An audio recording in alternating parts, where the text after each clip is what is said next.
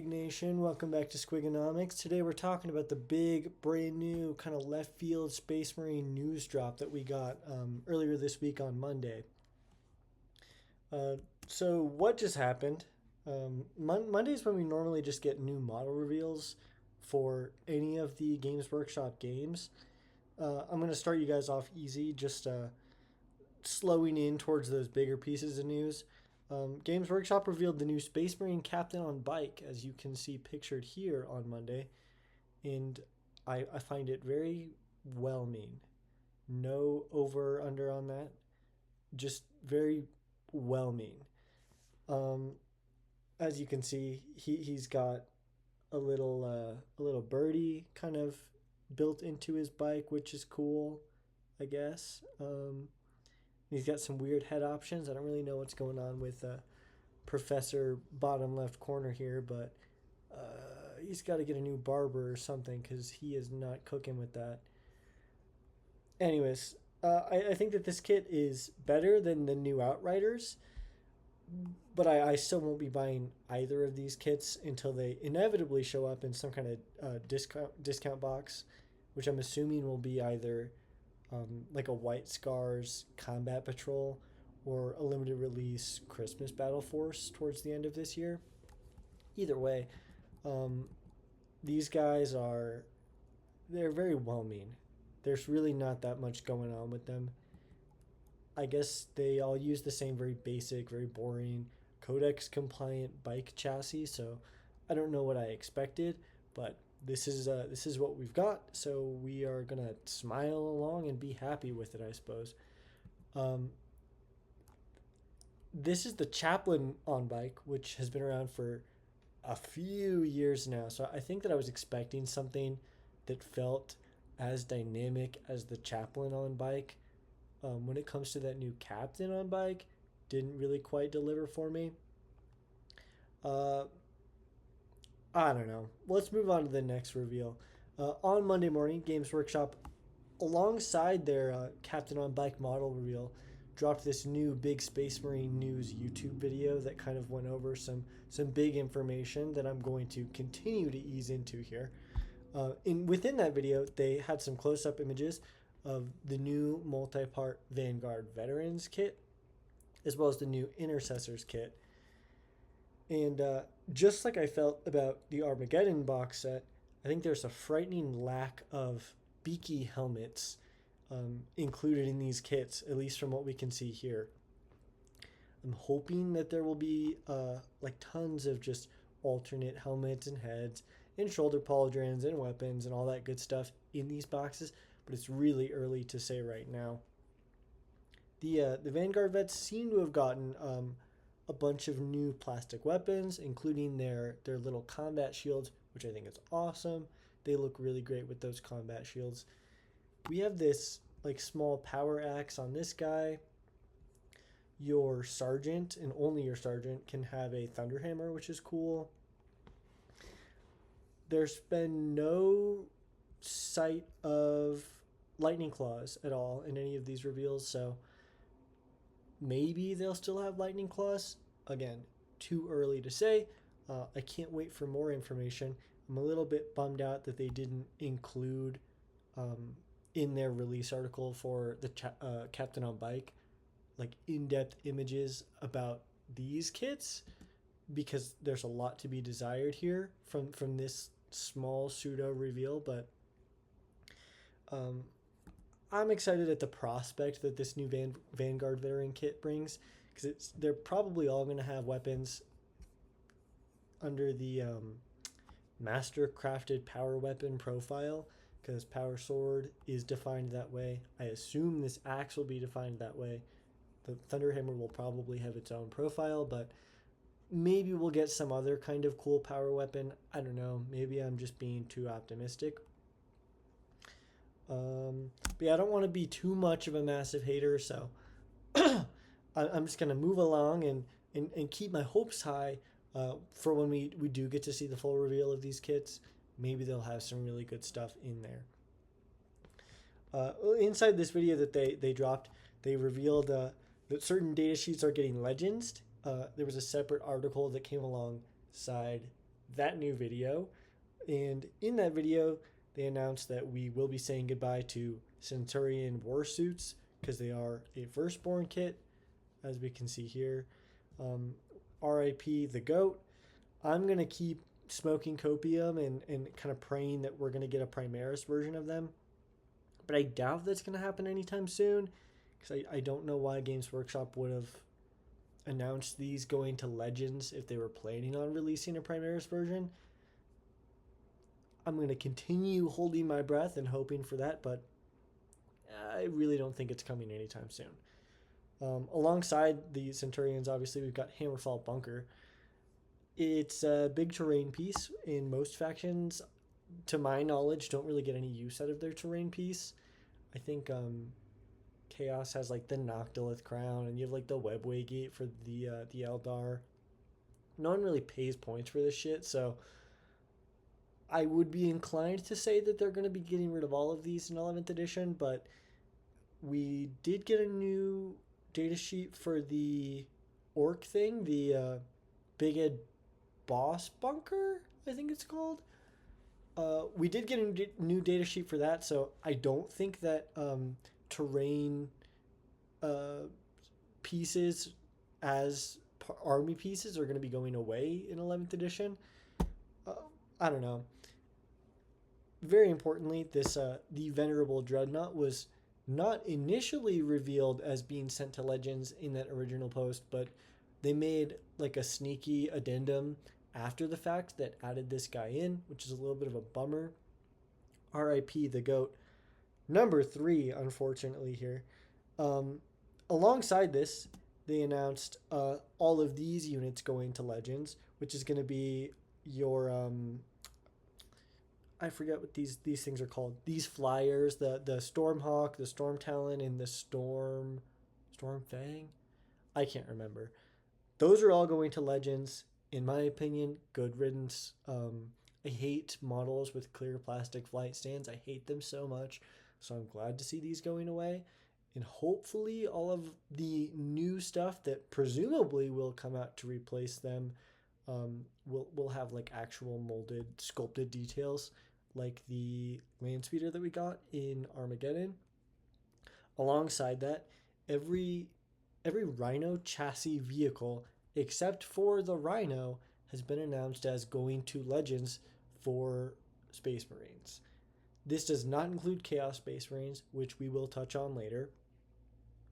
But as we can see here, right, we've got Predator battle tanks, Vindicators, Whirlwinds, Razorback, all of these vehicles, they're going to Legends. You can't use them in a tournament setting anymore going forward. Along to the next slide here. This is the really big shocking thing that most of the video is going to end up being about.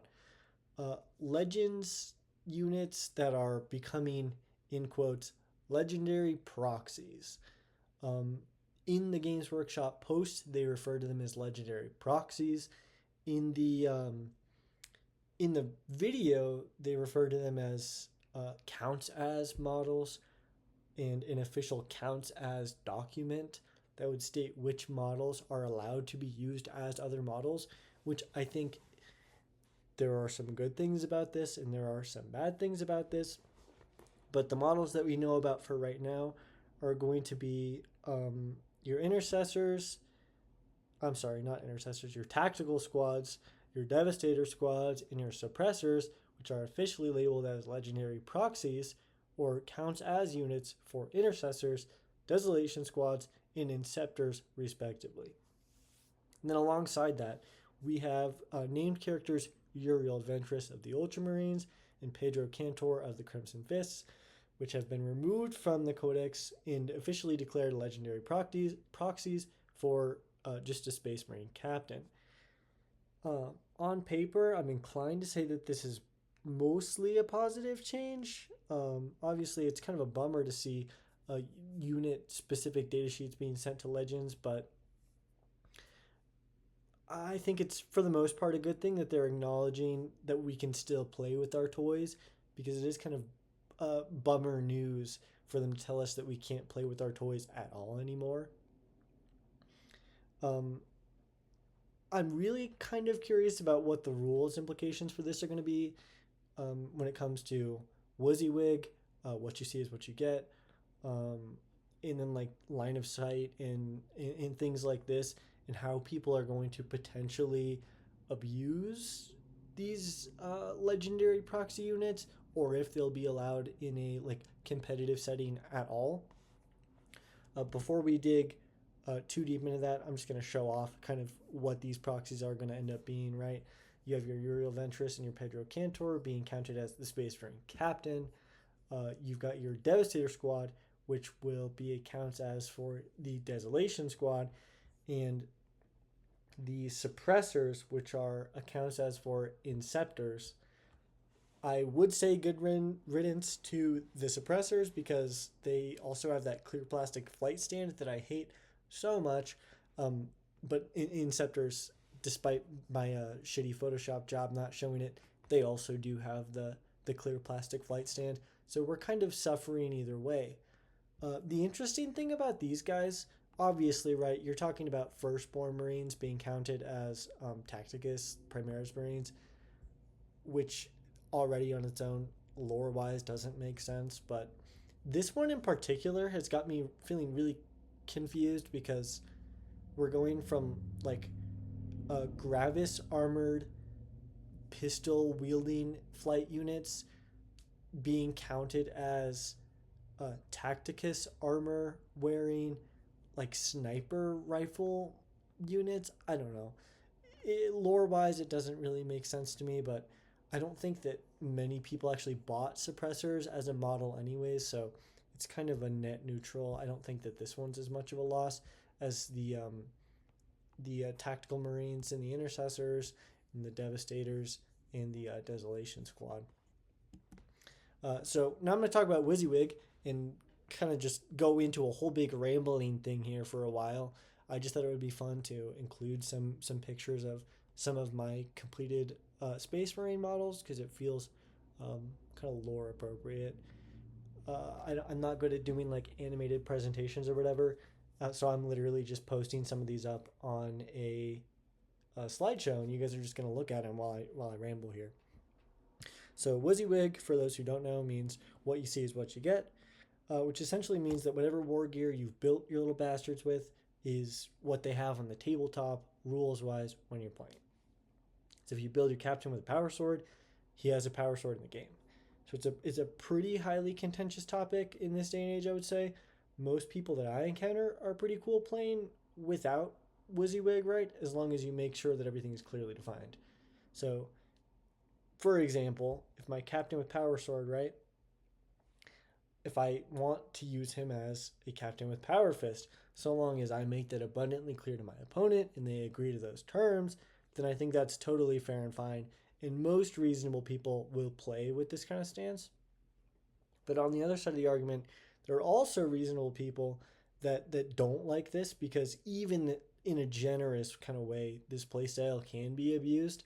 So if you have, say, 3 different squads of Vanguard veterans and none of them are WYSIWYG, and they all kind of have different war gear loadouts, in my opinion, it starts causing issues because I don't have any way of knowing, right? Even if I do have your list in writing in front of me, which one of those 3 Vanguard veteran squads has which weapons and which guy within those squads has which weapon.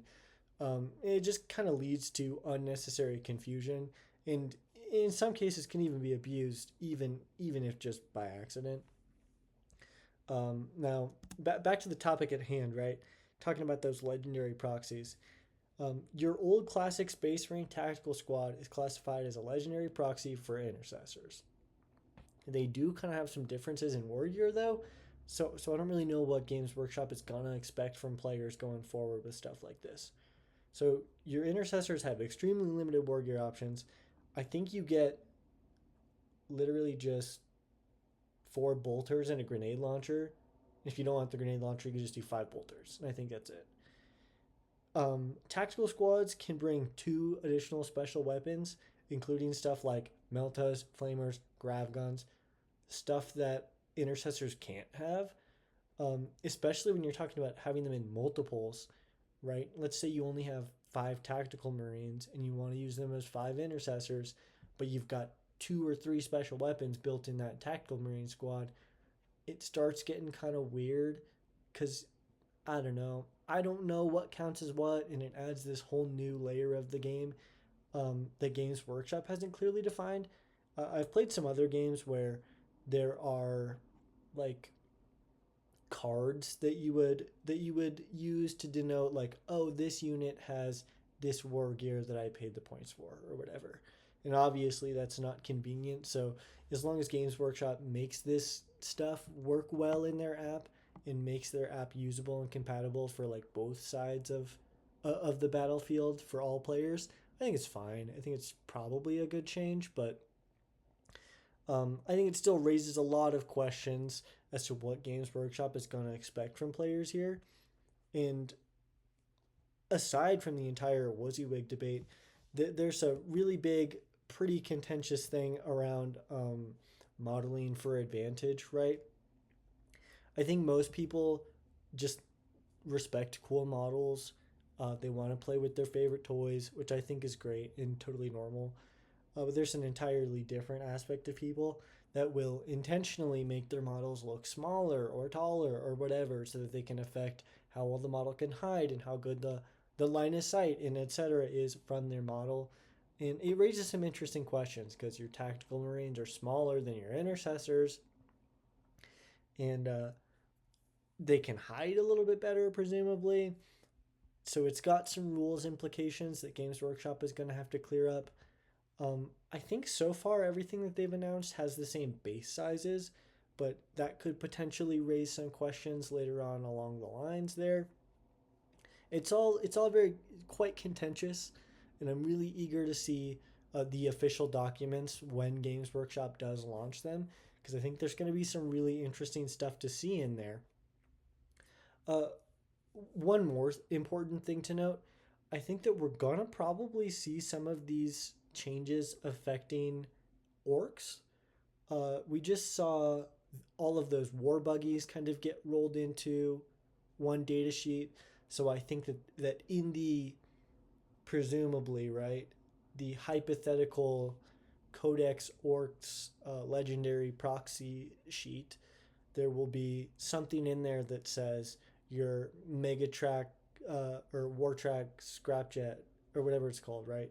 Your Scrapjet can be legendary proxied as an Orc War Buggy or whatever. I think we'll probably see the same thing probably happen with Ludas and Burnas getting rolled into some other datasheet in this way. And I think that's where it's going to get weird because the natural inclination is going to want to be to use those guys as flash gits, but the base size is different between flash gits and Ludas and Burnas. So a lot of big questions on the table that Games Workshop is going to have to answer sooner or later here. But for now, I think it's interesting just to kind of talk about. What's the next slide? Oh yeah, we'll talk about this one. Uh, but wait, I want to buy more old toy before they go away. Um, First and foremost, don't let the redditors fearmonger you into buying bullshit that you don't need. Um, Obviously, these things are not going to be around forever, but don't let the Games Workshop website and the redditors scare you. You will still be able to buy these toys. Um, it says last chance to buy on all these items. With the Outriders, I wouldn't recommend buying this at all unless you're getting them like on clearance from like a discount retailer or something. Mostly because it's probably going to be the same price for the multi-part one, so I don't know why you'd pay for this one. Um, Centurions, these you if you really like the model and you want it for collection purposes, I would probably recommend buying them. These Storm Talon, Storm Raven, Storm whatever, they probably won't be moving off the shelves very quickly, even though they're officially discontinued now. I wouldn't sweat about these. If for some reason you really feel like you want one, sure, buy one. Go ahead and do it on a third party retailer, though. You don't want to buy these direct from Games Workshop because you can probably get these much cheaper at like a discount retailer. And then, interestingly, right, when we're looking at stuff like Predator Destructor, Razorback, the Rhino, Rhino hasn't been announced as going to Legends. Um, in fact, they officially confirmed, I think on a Facebook post, that in the 11th edition codex, the Rhino was going to be able to transport Primaris Marines and Phobos Marines, or sorry, Tacticus Marines and Phobos Marines. So we know the Rhino for sure not going away. And I'm inclined to say that this last chance to buy is confirmation that we're going to get a Primaris Rhino in 11th edition or at some point, right? But then on the other side of the table, the evil side of the table, we're looking at Chaos Space Marines, right? Your Vindicator, your Predator, all these same models. They are the exact same model. They just come with upgrade sprues um, to add the spikes and the bullshit on there. Otherwise, it's the same kit. It's the same chassis. It's the same weapon upgrades. These are not last chance to buy, right? So your regular Predators are last chance to buy, but your Chaos ones aren't, despite having all of the elements of this kit boxed into this one. This one is not last chance to buy, but this one is. So something fishy's going on here, in my opinion. Um, Last chance to buy before we remove it from your codex, maybe. But last chance to buy before we remove it from the store shelves, no, I don't think so. I think they're fucking with you. And then as you can see here, right, Chaos Rhino. The only difference between the Rhino and the Chaos Rhino is the spikes. Otherwise, it's the exact same kit. There's just a couple of extra decorative bits in this box for the same price, and this one's last chance to buy for some reason. I don't know. Um, Initially, I was optimistic, like, oh, we'll get a new Rhino kit that's gonna actually be good, like better than the original one, sleeker looking than the Heresy one, maybe, whatever. Like it'll be great. But I think that the Chaos Rhino would probably also be going last chance to buy if that were the case. So I have a lot of questions about this. Again, Games Workshop has just got to start answering these questions because I keep seeing people all over the internet fear mongering, fear mongering, fear mongering. They're taking away the Rhino. I just finished painting my Rhino. I just finished painting my Predator. Now Games Workshop is going to break down my fucking door and come take it from me. No, dude. Um, you still have your toys. You can still buy new toys. Nobody really cares. They're still going to get Legends data sheets, which apparently are going to be added to the app at some point in 11th edition anyways. So take a fucking deep breath to everyone who's freaking out about these changes. Most people who collect and play Warhammer are probably not super competitive players anyways, if I had to guess. So these changes will not mean anything to them. It's not quite it. So let me just kind of, well, I'm just going to flop back to one of these while I do a little bit more rambling. Alongside all of the big announcements that Games Workshop kind of made here, they confirmed that Space Marines are getting stat changes to make them feel more elite. And I think it's going to come with some points increases, which for some people it's going to feel like a bad thing. In my opinion, I think it's going to be a great thing, and I'll tell you why in a minute here. But Marine armies, so your Space Marines, your Space Wolves, your Blood Angels, Black Templars, Dark Angels, they confirmed it. All of these models, all these armies are going to get stat changes to make them feel more elite. Less models on the table, presumably. Tougher, stronger models on the table. I think this is good because it's going to kind of drop the barrier to entry. You'll need less models to play the game. Your games will have less activations and less dice rolling, which makes the game more accessible to more people. I think it all sounds like great stuff. They did include in the video, they said heretical Space Marines in that list of Space Marines that are getting these changes. So presumably your Chaos Space Marines are also going to be getting all of those stat changes that your regular Space Marines are going to be getting, which I think is going to be great. Very, very exciting stuff. I can't wait to see what that brings.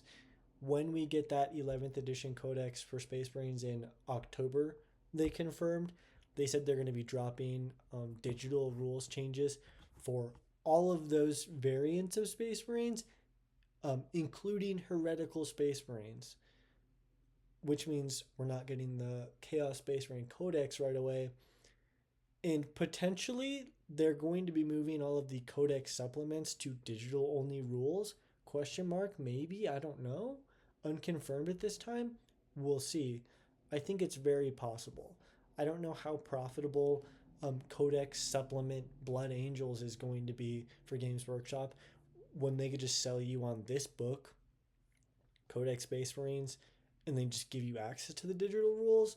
I think many people would probably like that more. So we'll see what it all kind of brings, but I'm looking forward to it. I'm curious to hear what other people have to say about it.